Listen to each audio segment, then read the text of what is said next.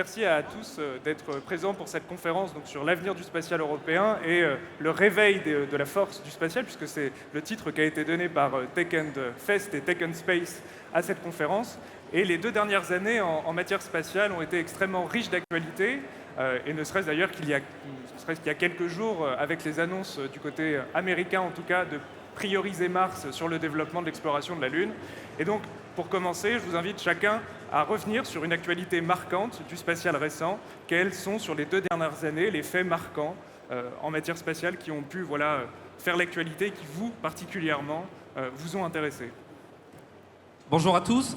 Moi, ce qui m'a marqué sur l'actualité spatiale, je suis un entrepreneur, et c'est ce qui se passe outre-Atlantique. C'est l'arrivée des méga lanceurs, notamment SpaceX avec Starship, mais aussi le lanceur de Blue Origin, New Glenn, et sa tentative de réutilisation en début d'année, et ils avancent plutôt très vite.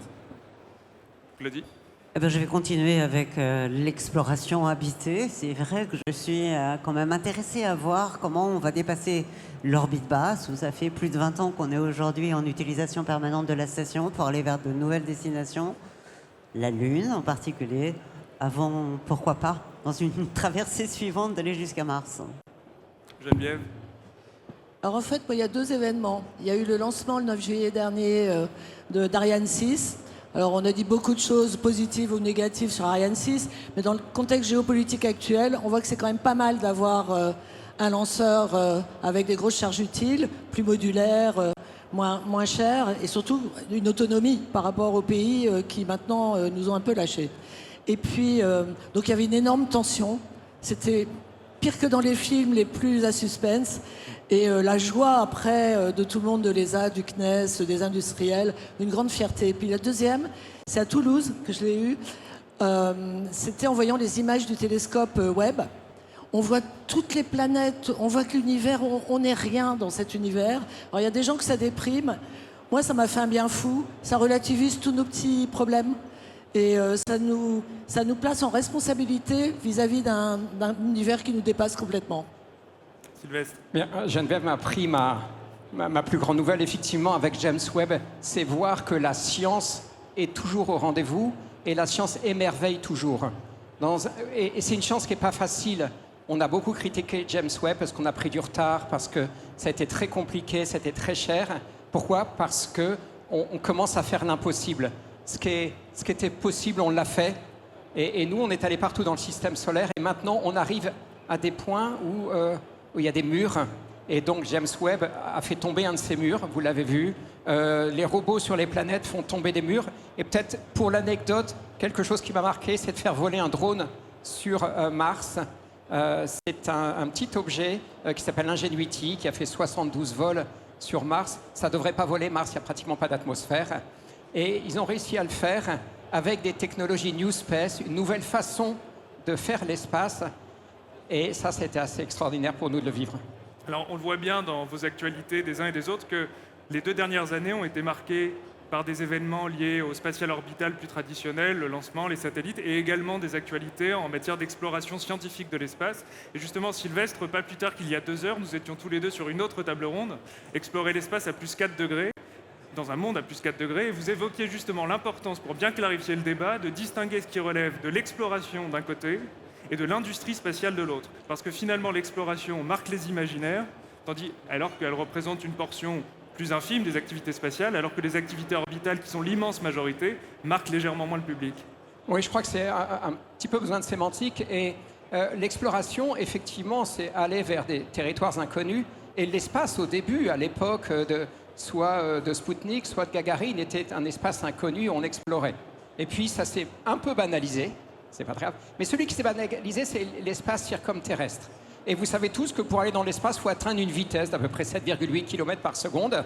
Et puis, plus vous poussez loin, vite plutôt, plus vous allez monter haut. Et pour nous, il y a une vitesse magique de 11,2 km par seconde. C'est quand vous quittez le potentiel gravitationnel de la Terre, vous tombez dans le potentiel du Soleil. Et là, vous faites de l'exploration. Donc l'exploration, ce n'est pas une distance, c'est une vitesse, à peu près 11,2 km par seconde, un espace qui, pour l'instant, est uniquement scientifique. C'est un premier volet. Et quand on fait une statistique, on en a effectivement parlé. Vous savez qu'on lance à peu près une centaine de fusées par an depuis 67 ans à peu près. Là, ces dernières années, c'est pas vrai, on en lance plutôt 200. Mais en moyenne, ça fait 100 par an. Ce qui est bluffant, hein, parce qu'il y avait à peu près que 2 nations qui le faisaient à une époque. Et sur les 100 fusées, il y en a 2 à 3 qui atteignaient cette vitesse. Donc en fait, l'exploration interplanétaire de la Lune, de Vénus, de Mars, de Jupiter, etc., les gens pensent que c'est l'espace, et en fait, non. C'est 3% des lanceurs. Et puis les cousins des robots, c'est les astronautes, et ils sont ici. Et eux, ça représente 10% des lancements. Finalement, c'est beaucoup plus. Et je pense que les explorateurs, ce sont les astronautes qui incarnent l'exploration. Et l'exploration robotique, c'est une petite chose. Et les deux ont une appréciation dans le public qui est plus grande que finalement ce qu'ils représentent d'un espace qui est très commercial et qui est autour de la Terre. Merci Sylvestre. Donc on va laisser les sujets d'exploration de côté un temps, on y reviendra vers la fin de cette table ronde pour justement revenir aux activités spatiales orbitales et je me tourne vers vous Antoine. Donc vous êtes PDG de Sirius Space Service, une start-up francilienne qui développe un lanceur réutilisable et d'une certaine façon vous êtes représentatif de ce qu'on appelle le New Space, hein, ce thème politique et économique qui émerge au détour des années 2010 et qui rénove les façons dont on envisage l'industrie spatiale. Vous, de l'intérieur, en tant qu'acteur de cette nouvelle économie spatiale, ce New Space, comment vous le définissez, comment vous l'incarnez, et même, je pourrais me dire, comment vous le vivez? Alors, moi, Sirius, j'ai eu la chance de le lancer en sortie de classe prépa, à l'âge de 18 ans, avec quelqu'un qui était l'ancien directeur commercial d'Ariane Espace. Et pour moi, ça signifie vraiment ce qu'est le New Space. Le New Space, ce sont des jeunes d'un côté et des gens beaucoup plus expérimentés qui s'allient pour redéfinir le futur du spatial et un spatial qui est plus commercial, plus axé business et qui demain sera aussi l'exploration spatiale. Mais aujourd'hui, c'est des satellites qui sont autour de nos têtes et tous les jours, chaque Européen utilise plus de 47 satellites par jour. Nous, Sirius, aujourd'hui, c'est une centaine de collaborateurs. On recrute plus de 80 personnes cette année pour garantir un accès à l'espace souverain, français. Donc c'est un lanceur que nous développons en France. On a développé le lanceur en partenariat avec le CNES, mais aussi avec des acteurs du spatial existants. Et donc ce ne sont pas que des startups qui essayent de tout refaire de zéro, mais ce sont les acteurs historiques qui s'allient avec les nouveaux acteurs pour essayer de rendre un espace plus compétitif en développant un lanceur de manière plus agile et en essayant un peu de changer. Et on met le droit à l'échec dans le développement des lanceurs. On est sur un process itératif, on ne développe pas un lanceur qui va marcher de la meilleure des manières, pas un moteur qui va être réutilisable dès le début, mais un lanceur qu'on va améliorer au fur et à mesure pour répondre aux besoins du marché actuel et du marché de demain.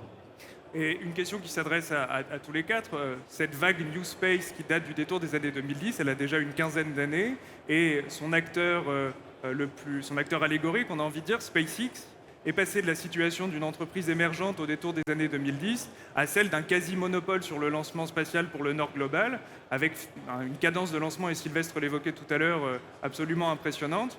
Est-ce qu'on peut dire que la vague New Space est derrière nous, dans la mesure où cet acteur émergent, à l'époque SpaceX, est aujourd'hui l'acteur dominant, ou est-ce qu'on est encore dans la vague New Space? En somme, est-ce que le thème du New Space n'est pas déjà un peu dépassé, Antoine? Non, on est toujours dans cette vague New Space. SpaceX, c'est l'acteur européen et ça fait une catégorie de satellites, des satellites de charge utile importante ou du déploiement de constellations. Pour accéder à l'espace, on a besoin de plusieurs catégories de lanceurs, des lanceurs lourds. SpaceX est plutôt très bien implanté, mais on arrive aussi avec Ariane 6. On a un vol qui devrait avoir lieu dans quelques jours. On est sur des cadences plus faibles, mais on est quand même implanté en Europe sur les lanceurs conventionnels. De l'autre côté, on a aussi besoin de lanceurs plus petits. Nous, chez Sirius, on développe des lanceurs qui sont capables de placer 1,2 tonne en orbite. Bon, Ariane 6, c'est 20 tonnes, et les projets des Américains, c'est 50 tonnes, 100 tonnes en orbite. Donc on fait des lanceurs beaucoup plus petits, mais qui répondent à un marché de placer un satellite rapidement en orbite, et qui va permettre notamment de remplacer un satellite qui aura été déployé sur une constellation qui aura été déployée par ces lanceurs lourds. Madame la ministre, chère Geneviève, vous étiez ministre de la Recherche de 2012 à 2014 et en 2016, vous avez rédigé un rapport Open Space, justement, qui cherchait à analyser, à appréhender ce New Space qui était alors émergent. Quel regard vous portez, vous, sur cette nouvelle économie spatiale, 15 ans après, avec un regard qui est le vôtre d'une ancienne ministre française, mais aussi de l'ancienne présidente de l'European Space Institute, donc avec un regard européen? Alors j'avais intitulé mon rapport Open Space pour justement ne pas l'appeler New Space. Je ne voulais pas opposer le travail des primes Airbus Defence and Space, Thales, Alenia Space, aux nouvelles technologies qui étaient développées par le New Space. Moi, je me suis intéressée aux applications, parce que je pensais que le spatial, que je commençais à connaître un peu, c'était un peu comme une grande famille. Mais une grande famille qui ressemblait parfois aux Atrides, parce qu'on se battait entre soi, et puis surtout qui était trop fermée aux technologies extérieures. Et j'avais vécu ça dans la microélectronique à Grenoble, où finalement on était passé des micros au nano, on avait miniaturisé, on avait rendu les technologies plus accessibles au plus grand nombre, et surtout on était moins poussé par la technologie que tiré par les usages. Et c'était exactement ce que voulait démontrer mon rapport. Donc je pense que cette opposition entre une New Space, qui est un duré, qui est un old space, elle est un peu fake, pour parler français. Et que ce qui est intéressant, c'est ce à quoi sert le spatial. Alors l'exploration, c'est différent, c'est scientifique, là, Sylvestre en parlera beaucoup mieux que moi, et ça fait marcher le rêve, etc. Mais ce qu'il y a, c'est qu'à chaque minute de notre vie, on utilise le spatial dans notre vie quotidienne et qu'on ne le sait pas. Alors il fallait convaincre les acteurs existants, le CNES en particulier, que le New Space, c'est un peu comme les nanos, c'est irréversible. Quand c'est moins cher, quand le public plus vaste se l'approprie, quand c'est plus accessible, quand c'est plus modulaire, on ne peut pas revenir en arrière. Ça a été un peu compliqué et j'ai choisi de rassembler en interministériel, constituer un groupe qui s'appelait le CoSpace, avec des acteurs du numérique, les acteurs plus traditionnels du spatial, mais aussi les équipementiers, et aussi mes collègues. À l'époque, c'était l'actuel président de la République, puisque c'était le ministre de l'économie, Emmanuel Macron, et puis Jean-Yves Le Drian pour la défense. Et là, on a travaillé évidemment avec le GIFAS, avec l'ensemble des acteurs, et là, on a pu avancer et s'approprier ce New Space qui aujourd'hui est présent un peu partout. Alors le New Space, j'ai l'impression, pour rebondir là-dessus, c'est que il a attaqué plusieurs segments. Il a attaqué d'abord le segment du lanceur, parce que ce qui nous réunit tous ici, c'est qu'il nous faut tous une fusée. Ça, c'est le point de départ. Après, chacun va dans sa direction, mais on a tous une fusée. Donc le New Space, là, il a investi très largement et il continue. Ensuite, il a investi les satellites, et il avait déjà même commencé avant les fusées, à vrai dire. Après, est-ce qu'il est allé plus loin? Alors, Claudie répondra pour les astronautes, parce que le New Space est un peu là. Mais nous, on a eu du mal à l'embarquer, le New Space, dans l'espace lointain. Peut-être parce qu'on est conservateur. Mais la raison étant, et quand on discute ensemble, c'est parce qu'on n'a pas de marché économique. L'espace de l'exploration, et je le dis souvent, je vous remercie à tous, parce que c'est vous qui le financez, c'est vos impôts. Et vous le financez parce qu'on pense que... Normalement, par votre voix politique, vous devez dire au ministre, on aime la science fondamentale, on pense que c'est important de comprendre comment la vie est apparue, d'où on vient, où on va éventuellement. Et pour ça, le New Space l'est peu parce qu'il n'y a pas ce ressort. Alors il y est un petit peu sur la méthodologie. Effectivement, tout à l'heure, je parlais de Ingenuity, ce petit rover. Alors, Ingenuity, il était porté par le véhicule qui est derrière vous. Vous le verrez sur le stand du CEA. Le CNES, avec le CEA, ont mis...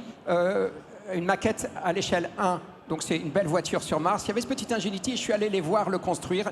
Effectivement, je crois que le plus vieux avait 30 ans. Ça m'a fait peur, ça m'a fait un peu mal. Et donc le New Space, il faut des jeunes. Il y avait 2-3 vieux qui étaient là pour quand même conseiller en disant voilà ce qu'on sait de Mars. Donc c'est surtout sur la méthodologie. Mais il nous manque ce ressort économique qui fait qu'il n'est pas encore arrivé dans l'espace lointain. Mais jusqu'à ce qu'on explore la Lune, puisque vous savez qu'en ce moment, il y a une mission qui vient d'être tirée vers la Lune, qui est une mission privée, il y a même 2.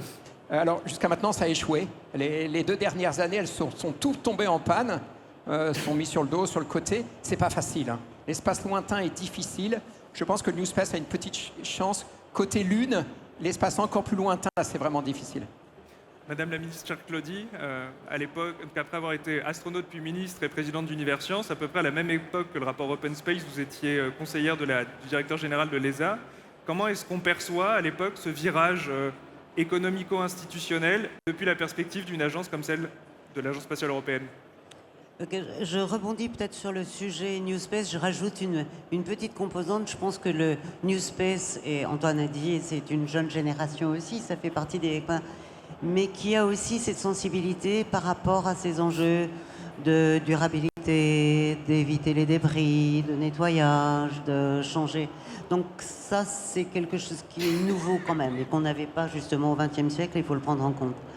Après, pour compléter ce que disait Geneviève, Je trouve qu'on est dans un monde qui est à la fois un monde de compétition féroce, et on le voit bien, compétition économique, compétition géopolitique. Quand on parle de la Lune, c'est aussi de la course à la Lune entre des puissances chinoises et américaines, avec très belle coopération scientifique. Et je sais que Sylvestre est au fait de ça, mais il y a de la compétition et de la coopération. Et je dirais que on doit, en Europe, essayer de faire travailler ensemble toutes les pépites, tous les acteurs et toutes les instances qui vont assurer la gouvernance. On a vu apparaître, quand j'étais ministre et un petit peu après, une politique spatiale européenne définie au niveau de l'Union européenne. C'était plus simplement l'Agence spatiale européenne qui est intergouvernementale, ou les quelques agences des États membres. Il n'y en avait pas beaucoup. Aujourd'hui, il y a 12 agences d'États membres, même plus que ça. Et l'Union européenne monte en puissance. Comment l'intergouvernemental va travailler de façon la mieux coopérative et collaborative possible? Ça passe par s'écouter, se rencontrer, faire des grands et beaux projets. Il y en a des grands et beaux. Vous voyez l'Observatoire Copernicus. Je suppose que vous avez tous vu qu'on a un domaine d'observation de la Terre qui nous permet d'analyser le climat avec beaucoup de précision, qu'on a un système de géonavigation Galileo très très performant et qu'on va développer de la connectivité sécurisée. Tout ça, ça nécessite d'avoir de la recherche en amont et puis ensuite de la mise en œuvre. Donc il faut apprendre à travailler ensemble. Ça a démarré, c'est peut-être un petit peu lent et encore un petit peu lourd, mais quand on entend Thierry Breton, on pense que voilà, l'Europe a quand même pris en main sa destinée. Justement, cher Claudine, ce que votre réponse convoque, c'est la question européenne. Et les organisateurs de Tech Fest ont nommé cette table ronde Tech and Space le réveil de la force. Il manque presque l'adjectif européen, avec le réveil de la force européenne. Et moi, j'ai tendance personnellement à relativiser le côté révolutionnaire du New Space comme étant le seul modèle possible aujourd'hui d'une politique spatiale, et plutôt le voir en fait comme l'occasion de réfléchir à ce qu'est le modèle d'utilisation collective de cet espace commun qu'est l'espace extra-atmosphérique. Et donc se pose la question dans tout ça de quel est le modèle européen d'utilisation de l'espace. Pas d'exploration spatiale, on y revient après, mais d'utilisation de l'espace en tant que tel. Et la question s'adresse à tous, est-ce qu'on n'a pas l'occasion de ressusciter cette devise historique du spatial européen, l'espace utile? Alors ça passe aussi par une acculturation. Je pense que quand on va aux États-Unis, ce qui frappe, c'est qu'à côté de chaque installation, il y a un lancement là, à côté de chaque installation spatiale, il y a un magasin de goodies, il y a des démonstrateurs, il y a le drapeau américain. Moi, j'ai rarement vu le drapeau européen dans toutes les usines, dans tous les sites industriels, que ce soit des start-up ou que ce soit des grandes entreprises. Parce que on m'a expliqué que l'ESA ne pouvait pas mettre le drapeau européen. Je trouve ça dommage. Il faut que ça devienne une fierté européenne. Voilà. Et je pense que tout compte. Le fait d'avoir SpaceX dans le magasin d'Univers Science, d'avoir seulement les fusées SpaceX que j'ai vues quand je suis arrivée au conseil scientifique et ne pas voir Ariane, moi j'ai quand même piqué une grosse colère en disant mais attendez, Ariane quoi. Et je pense que ça compte, cette appropriation culturelle par l'ensemble de la population. Ça permet aussi d'avoir des crédits, ça permet d'avoir des politiques qui s'approprient le spatial, qui connaissent mieux les applications du spatial, qui s'intéressent au spatial, qui viennent voir les lancements, qui n'ont pas peur que ça tombe et qui acceptent ce risque du spatial. Ce qui m'a frappé pour Ariane 6, c'est qu'on avait l'impression que si ça ne marchait pas, c'était terminé. Vous allez aux États-Unis, SpaceX s'est vautré un certain nombre de fois, pardonnez-moi du terme, et à chaque fois on a entendu, oui, on a entendu, il y avait des innovations, donc ça peut rater, mais on apprend de ces innovations et on progresse comme ça. Et je pense que c'est cet état d'esprit conquérant, fier de nos atouts, qui devrait nous guider, et ça permettra d'aplanir, comment dire, les précarés de telle ou telle institution, de telle ou telle agence nationale avec une agence européenne, ou de la Commission européenne avec les... C'est quand même la passion qui doit nous guider d'abord. que ce soit avec pour les applications, que ce soit pour l'exploration. Je pense qu'il frappe dans tous les labos de recherche, dans tous les endroits où on construit des satellites, c'est l'étincelle dans les yeux, quoi. C'est la passion. Donc il faut garder cette passion dans une époque où vraiment on n'en a pas beaucoup, hein, on en manque. Je rebondis sur ça. Alban, vous avez dit l'espace utile comme modèle européen. Ça dépend ce qu'on entend par utile. C'est vrai que l'espace utile aux citoyens pour mieux gérer ses cultures, mieux connaître, mieux anticiper les catastrophes naturelles, mieux communiquer, mieux avoir accès à Internet, tout ça c'est de l'espace utile. Mais c'est vous qui l'avez dit tout à l'heure, on active 47 satellites par jour, hein, pour vivre. Vous en êtes jamais rendu compte que vous activiez 47 satellites. Donc cet espace strictement utile, il n'est pas obligatoirement celui qui va inspirer. Bon, il va rendre plus innovant et créatif certaines jeunes entreprises. Mais il faut jamais pas oublier, il faut pas oublier que parfois l'inutile, si je peux me permettre, Sylvestre va me... On assume. L'utilité de l'inutile, et je parle de la fascination, de l'émerveillement pour ces questions sans réponse, sur lesquelles on repousse les limites technologiques tout autant que les limites scientifiques, et que c'est ça souvent qui allume l'étincelle. L'étincelle, elle vient de ces prouesses, de ces choses impossibles. Moi, je suis quelqu'un qui me bat contre le principe d'impossibilité. Il faut jamais dire que quelque chose est impossible. Il faut toujours essayer d'avancer et d'aller plus loin. Et allumer cette étincelle, ça vient aussi de choses qui peuvent paraître inutiles à nos économistes, à nos politiques. Et ça passe aussi par l'exemplarité. Et l'exemplarité, vous allez tous dire que vous connaissez Thomas Pesquet. Ouais, vous connaissez Thomas Pesquet. Vous allez apprendre à connaître, et vous connaissez déjà Sophie Adno, qui va voler l'année prochaine, Sophie. Ce sont des belles personnes qui ont des chemins de vie exigeants, excellents. Et je pense que c'est important aussi d'avoir l'incarnation par des parcours exemplaires, et puis d'avoir la petite lumière, non pas de l'inutile, mais un petit peu moins utile que le utile qu'on met en général dans le mot. Alors ici, en terre de montagne, on a un exemple, c'est l'alpinisme. Et en écho à ce que tu dis, je pense au livre de Lionel Terray, Les conquérants de l'inutile et de l'impossible. Et c'est formidablement motivant. Si on va faire un dernier détour par les activités orbitales avant d'aller sur le domaine de l'exploration en tant que tel. Le New Space aussi, la nouvelle économie spatiale, elle est synonyme d'une massification des activités spatiales. Sylvestre évoquait l'accroissement sans précédent du nombre de lancements par semaine pour SpaceX. Et la question que ça pose, c'est celle au fond de la durabilité de ces activités spatiales au XXIe siècle. Et cette question est posée par le grand public.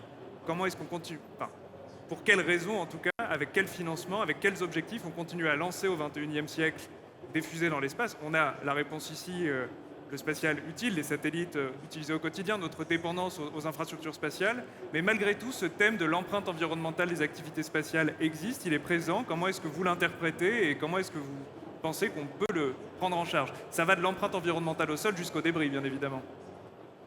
Nous, chez Sirius, quand on conçoit le lanceur, c'est nouveau. Alors, ça a déjà été fait par le passé, mais c'est très important. On a une équipe qui est dédiée à mesurer le cycle de vie du lanceur et l'empreinte carbone. Comment on réduit l'empreinte carbone de l'accès à l'espace? Un des sujets, c'est la réutilisation. On veut développer des lanceurs qui sont 100% réutilisables chez Sirius.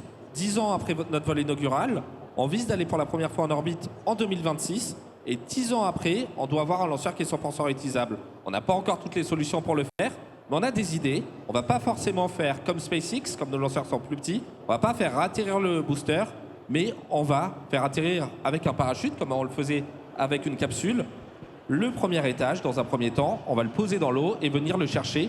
Pas avec une barge qui est faite sur mesure, comme cette barge, elle pollue énormément, comme elle est dédiée que aux lanceurs, mais on va utiliser des bateaux qui sont présents notamment en Guyane, des crevettiers pour aller ramener le premier étage sur Terre et qu'on puisse se permettre de le refaire voler. Ça passe aussi par l'empreinte carbone des matériaux. on utilise des nouvelles technologies comme la fabrication additive métallique pour fabriquer le moteur. Sur notre stand, on montre ce que c'est un moteur de fusée et on l'imprime en environ 20 jours. C'est une imprimante plastique, c'est comme une imprimante plastique que vous avez chez vous, sauf que c'est pour du métal et ça fait qu'à la place d'utiliser 10% de l'aluminium ou du cuivre ou de l'inconel qu'on utilise pour le moteur à la fin qui va être utilisé, qui va voler, le ratio fly to buy qu'on mesure chez nous, on va avoir un ratio fly to buy de 90%. Et donc on va diminuer l'empreinte de terres rares et donc on va avoir un lanceur qui est plus durable. Et donc on fait un paquet d'analyses de cycle de vie pour que demain notre lanceur se rapproche d'une empreinte environnementale quasiment nulle. Donc là, on a la durabilité des activités spatiales par le prisme technique, technologique, problème d'ingénierie, mais c'est aussi un problème politique. Geneviève, Claudie, Sylvestre, sur la question de la durabilité et de l'émergence de STEM en général dans les activités spatiales. Moi, je veux bien rajouter un aspect de durabilité dans les questions d'exploration. Je vous ai parlé des activités lunaires sur lesquelles on a quand même l'œil braqué en ce moment sur l'exploration habitée. Mais je trouve que se confronter à un milieu hostile, où c'est compliqué, où il n'y a pas d'atmosphère, où l'énergie n'est pas évidente à trouver, c'est une plateforme formidable pour trouver, parce que c'est ailleurs et qu'on est obligé de penser autrement, dans des conditions d'hostilité, des solutions nouvelles pour stocker l'énergie, gérer l'énergie, exploiter avec le plus de précautions possible les ressources, être économe dans ses ressources, faire de l'économie circulaire, recycler l'eau. À bord de la station spatiale, on recycle 98% de l'eau. Quand on sera en capacité de le faire au sol, on aura quand même fait des gros progrès pour des enjeux majeurs de ressources en eau. Donc voilà, pensez aussi que ça intervient dans ce concept de durabilité et renoncer à aller voir ailleurs pour trouver des solutions nouvelles, je trouve que c'est pas raisonnable. Alors les politiques, puisqu'on parlait des politiques, leur préoccupation, c'est quand même de répondre aux attentes de leurs concitoyens et aux urgences. Le spatial est rarement perçu comme une urgence émanant des concitoyens. Pourquoi? Je l'ai dit tout à l'heure, parce que, encore une fois, dans notre pays, en Europe, d'une manière générale, on a une culture spatiale qui est vraiment insuffisante. Et ça, c'est quelque chose, je sais que Claudie s'en est occupée lorsqu'elle présidait Univers Sciences, mais c'est quelque chose qu'il faut vraiment généraliser. Allez visiter la Cité de l'Espace à Toulouse. Et elle est marraine de la Cité de l'Espace à Toulouse. J'en suis la marraine. Où j'ai vu ces magnifiques vues de web, mais vous pouvez aller les voir sur Internet. Hein. Moi, je vous invite à aller les voir parce que ça vous transpose immédiatement dans une autre dimension. Ce que je veux dire, c'est qu'il faut former davantage les politiques, mais il faut aussi peut-être qu'on développe un argumentaire qui convainque les plus jeunes. Le spatial, c'est pas le Far West, c'est pas les milliers de nanosatellites ou des constellations d'Elon Musk qui va bombarder, parce que je pense que le spatial, les constellations à la Elon Musk, c'est vraiment le Far West, sans régulation, sans préoccupation des débris. Vous connaissez le nombre de dizaines et dizaines de millions de débris qui tournent au-dessus de nos têtes. Personne n'acceptera dans la génération actuelle, dans la génération qui vient, là, personne n'acceptera qu'on pollue l'espace comme on a pollué la planète bleue. Donc il y a un spatial vertueux à développer en Europe, un spatial qui parle des applications, qui parle de la science, parce que c'est important aussi de développer l'esprit scientifique. Et là, à ce moment-là, je pense qu'on pourra construire vraiment un spatial européen du futur qui aura une originalité par rapport aux différents développements dans d'autres pays. Moi j'y crois vraiment, mais il faut développer cet argumentaire et les scientifiques doivent nous aider. N'est-ce pas, Sylvestre? J'espère, mais sur la question de la durabilité, pour les explorateurs que nous sommes, on est un peu mal placés. On est des scientifiques, donc notre première mission, c'est de savoir ce qu'on fait et d'évaluer. Et je pense que la communauté astronomique en particulier a vraiment fait le bilan. Ensuite, pour notre partie, encore une fois, on part explorer. Donc déjà, on ne revient pas, on évite de polluer en rentrant dans l'atmosphère, c'est déjà une première chose. Mais surtout, on n'a pas de cycle de vie d'un produit. On est des artisans, nous. Vous êtes des vrais pros, hein, vous êtes des industriels. Nous, on fait des pièces une fois. Et puis quand on a de la chance, on le fait une deuxième fois. Donc toutes nos pièces sont uniques. Donc on ne peut pas définir un cycle de vie. Et c'est vrai, je dois être honnête, que sur la Lune, il y a les 103 sondes qu'on a envoyées sur la Lune, elles y sont toujours. Elles ont pollué. et elle pollue la Lune, alors pas la Terre, un petit peu au décollage, mais sur Mars, il y a une quarantaine de sondes qui traînent, donc on est des pollueurs. On pense que le bénéfice vaut cette petite pollution, c'est-à-dire la science qu'on apprend des planètes ou de la Terre. Et en fait, faut pas rêver non plus. On n'arrivera pas à être zéro, à être absolument parfait, vertueux en tout cas, pour notre partie. Donc on est un petit peu, encore une fois, un monde à côté, mais on le défend en disant que la connaissance qu'on apporte, le rêve, etc., le vaut. Mais en tout cas, d'ailleurs, ce n'est pas à nous de le dire. C'est ça qui est très important dans ce système, c'est que nous, notre rôle, c'est de dire, ben voilà, ça coûte tant en CO2, ça coûte tant en argent, ça coûte tant en alumine, en tout ce que vous voulez. Et après, on a des politiques, on se retourne vers eux en disant, ben, alors, aidez-nous à choisir. Nous, notre responsabilité scientifique, c'est de faire l'état des choses. Et je pense que c'est les politiques, parce qu'ils sont élus par les peuples, qui prennent ces décisions. Peut-être simplement quelque chose, je trouve qu'on se limite ici à parler technologie et science. Et qu'il faut aujourd'hui remettre dans cette réflexion aussi ce que sont les humanités.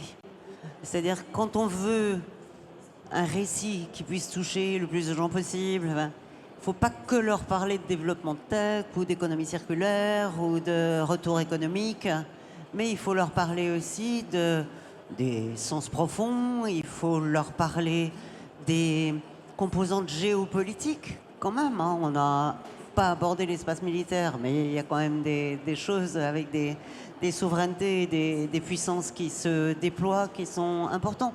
Il faut leur parler de réflexions qui vont nous amener à potentiellement changer des lois, changer des traités qui ont été écrits il y a 50 ans, quand cet espace, il n'était pas du tout l'espace qu'on explore et qu'on exploite aujourd'hui.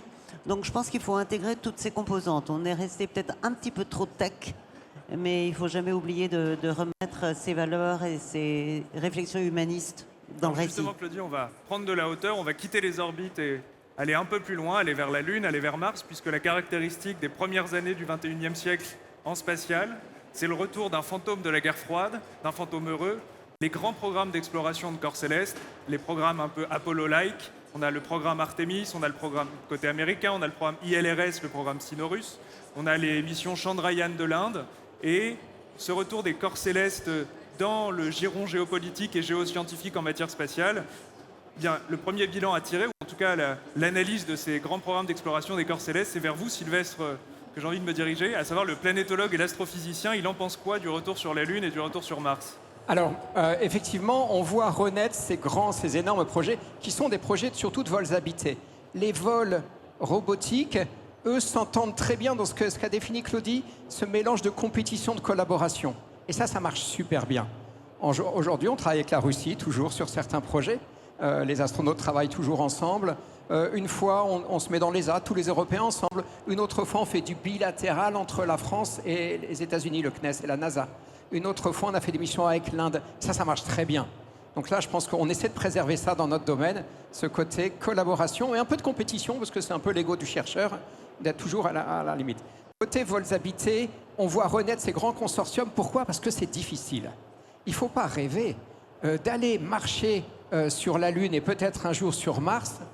Ça ne va pas être simple. D'ailleurs, on parle de sommes d'argent qui sont les estimations. L'unité de compte, ce n'est plus le milliard, c'est la centaine de milliards. Donc là, on s'aperçoit qu'on est dans un autre monde. Et quand vous parlez d'une centaine de milliards, encore une fois, le modèle économique, bien sûr que l'industriel à qui on va commander une fusée, on va commander un petit véhicule, lui doit gagner de l'argent. Enfin, en tout cas, il ne doit pas en perdre. En général, il est d'accord pour ne pas en perdre. En gagner, je pense que pas trop. Mais bien sûr, des gens vont gagner de l'argent, mais à la source, on y revient toujours, ce sont les États. Et les États, il faut qu'ils reprennent en main le jeu. On ne va pas laisser le truc complètement libéré, ça va partir n'importe comment. Donc on voit renaître le grand programme autour d'Artemis, piloté par les Américains, avec un montage qu'on ne comprend pas très bien. On n'est pas complètement d'accord, justement, parce qu'ils ont fait entrer un privé dedans qui prend un peu trop de place, avec sa méga fusée. Les Russes, enfin c'est plutôt les Chinois, d'ailleurs se défendent pratiquement de le faire tout seuls. Ils disent on est un petit peu avec les Russes, et donc ils ont leur bloc. D'ailleurs, ce qui nous pose un problème, c'est parce que nous, en ce moment, on voulait bosser sur IRLS et le gouvernement a dit non. Et pourquoi ? Parce que ce n'est pas les Chinois qui nous gênent, c'est les Russes qui sont à côté. Donc en fait, on redevient en plus à des blocs qui sont très politiques. Les Indiens, ils y sont pas encore. On va les laisser mûrir dans cette direction. Mais c'est vrai que ces grandes missions lunaires, machin, ben, en fait, c'est tellement compliqué. Et c'est un peu le message que je voudrais passer. C'est si on vous a fait croire que l'espace c'était simple, ben là, on vous a pas complètement dit la vérité. Je vous rappelle qu'on n'est pas fait pour vivre dans l'espace. Alors, quand Claudie est partie, on lui avait donné un joli scaphandre, une belle station avec tout ce qu'il fallait, comme elle l'a dit, pour recycler. Mais on est des enfants de la Terre. Et donc, dès qu'on sort, on est en danger. Et il faut s'y protéger. Et c'est pour ça que c'est compliqué. Mais enfants de la Terre, on a quand même envie d'aller découvrir la Lune et Mars. En tout cas, c'est la volonté affichée. Et qu'est-ce qu'il y a scientifiquement encore à découvrir sur la Lune et demain vers Mars? Alors, oui, en fait, la question d'Alban est absolument pertinente parce que c'est celle de pourquoi on fait tout ça. Et c'est une question qu'on n'arrête pas de se poser. Et les réponses sont dans le titre, c'est de la science, et on a des merveilleuses questions. Vous savez que quand vous faites un micro-trottoir, vous demandez aux gens, c'est quoi vos 3 grandes questions? Alors, c'est Dieu existe-t-il? Moi, là, j'ai rien à dire, et puis il y a du monde qui bosse là-dessus. Qu'y a-t-il après la mort? C'est pas facile comme question. Mais la 3e, c'est y a-t-il de la vie ailleurs? On va déjà bosser sur celle-là. Donc j'ai l'impression de bosser sur une question importante. Est-ce qu'il y a de la vie ailleurs? Donc la science peut apporter des réponses sur la vie, sur les origines, etc. Et la technologie en soi qui aide à la science, ou la tech pour la tech. On sait tous que développer de la technologie, c'est important pour aller dans l'espace, mais aussi on a aussi besoin de trains, de vélos et de tout ce qu'il faut pour se promener, ou bien d'ordinateurs, etc. C'est les 2 grands ressorts dont on parle ici. Mais effectivement, il y a un ressort géopolitique. Il ne faut pas s'en cacher, on a tous envie d'être meilleurs que le voisin. Enfin, nos politiques aiment bien. Et nous, ça nous intéresse. Hein. Si on est allé au programme Apollo, c'était pas pour faire de la science, c'était pour battre les soviétiques. Et en chemin, on a fait de la science. Claudie a déjà parlé du ressort de l'inspiration. Elle le porte parfaitement. Inspirer les jeunes, je dois le rappeler, dites à vos enfants qu'il faut qu'ils soient ingénieurs. On a un problème, on n'en a pas assez. Demandez à tous les gens ici, on a besoin d'ingénieurs, on a besoin de scientifiques. Et nous, on espère que la science va les pousser. Et étonnamment, on s'en parlait ce matin, quand on fait un sondage en Europe, on tombe à peu près sur ces ressorts en disant pourquoi vous pensez qu'il faut explorer. Quand on le fait dans d'autres pays, on ne tombe pas sur cela. Aux États-Unis, on pense 2 ressorts dont on n'a pas parlé. Le premier, c'est la défense planétaire. Les Américains ont été nourris à l'aune de films catastrophes et ils pensent qu'une des priorités, c'est de se protéger contre un astéroïde qui pourrait nous tomber dessus, une explosion sur le Soleil. C'est pas idiot, on va le faire, je ne pense pas que ce soit la priorité. Et puis l'autre, c'est les ressources. Et là, c'est pareil, c'est pas une priorité pour nous parce qu'on pense qu'il n'y en a pas de ressources. Il y a des ressources qu'on peut utiliser pour explorer. Si on envoie des gens sur la Lune, on leur demande de rester, ça serait bien que juste à côté, il y ait un peu de glace qui prenne de l'eau pour eux, voire pour faire du carburant. En tout cas, il n'y a aucune ressource pour la Terre. Et là, il y a une complète incompréhension. Les planètes, on les connaît très bien. Hein. Et donc, on sait ce qu'il y a, on sait ce qu'il n'y a pas. Et donc, c'est intéressant, tous ces ressorts, et chacun peut y trouver son compte. La science, la tech, l'inspiration, les ressources pour certains, la défense planétaire, la politique. Il y a plein de raisons et il n'y en a pas une de bonne. C'est-à-dire que chacune se vaut, ne justifierait pas d'aller sur la Lune, mais tout ensemble peut dire on va vers la Lune. Avec une idée, c'est que toutes ces différentes raisons vont dans une seule direction, c'est la Terre. Et peut-être on n'a pas beaucoup le temps d'en parler, je crois, mais d'apprendre de faire tout ça pour la Terre. De ces grands programmes d'exploration des corps célestes, l'Europe n'est pas pleinement absente. Hein. L'Agence spatiale européenne a des engagements sur le programme Gateway et au sein du programme Artemis. On fournissait notamment le European Service Module à la capsule Orion. Mais mine de rien, on est questionné sur notre stratégie d'ensemble et sur le long terme pour l'exploration spatiale. Et il y a une date charnière à la fin de l'année. Les acteurs du spatial la connaissent, peut-être que le grand public ne la connaît pas. C'est la ministérielle trisannuelle de l'Agence spatiale européenne, qui est le moment où les États vont décider les investissements faits à la fois sur l'ensemble du spectre spatial mobilisé par l'ESA, mais aussi sur ce domaine Human and Robotic Exploration, donc les programmes d'exploration de l'agence. Et une stratégie est sortie de l'Agence spatiale européenne, Explore 2040. Geneviève, Claudie, comment vous interprétez la place de l'Europe dans cet avenir de l'exploration spatiale? Alors ces ministériels, je les ai bien vécus. Mais c'était avant qu'on établisse vraiment un plan stratégique européen, parce qu'il fallait aussi se mettre en ordre de marche dans les nations. Chaque nation un peu phare, on va dire, en Europe, c'est-à-dire l'Allemagne, la France, l'Espagne, l'Italie, ont eu à cœur d'abord de développer une stratégie nationale. Et je crois que c'était important de savoir où on en était dans son pays avant d'envisager une stratégie européenne commune. C'est toujours bien de partir d'un point de vue local pour aller ensuite vers le global et le partage. Et sur un concept qu'on connaît très bien ici dans le territoire grenoblois qui s'appelle la coopétition. C'est-à-dire qu'on coopère, mais nos industries, elles sont quand même en compétition. Donc il faut savoir manier ce concept. Et je crois que le spatial, c'est un peu comme la microélectronique. Ou les nanos, c'est quelque chose avec lequel il faut s'acculturer. Après, il y a quand même, il y a quand même des barrages. Moi, j'en avais souligné un, et ça vaut pour l'exploration comme pour le spatial commercial. C'est ce fameux retour géographique.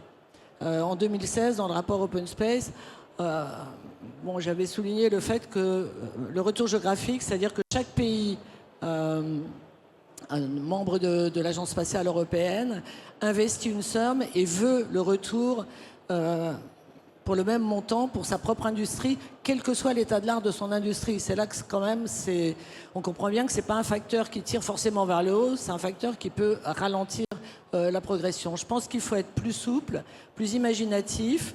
Tous les ans, on dit que ça va changer. Pour l'instant, on n'a toujours pas la clé de sol. Donc je pense que ça, c'est quand même... Pour arriver à imaginer une stratégie commune, il faut quand même avoir des outils qui soient plus souples que ceux dont on dispose actuellement. Il y a eu un gros effort. Claudie a contribué au sein de l'ESA. Les pays ont contribué pour imaginer un programme sur la Lune.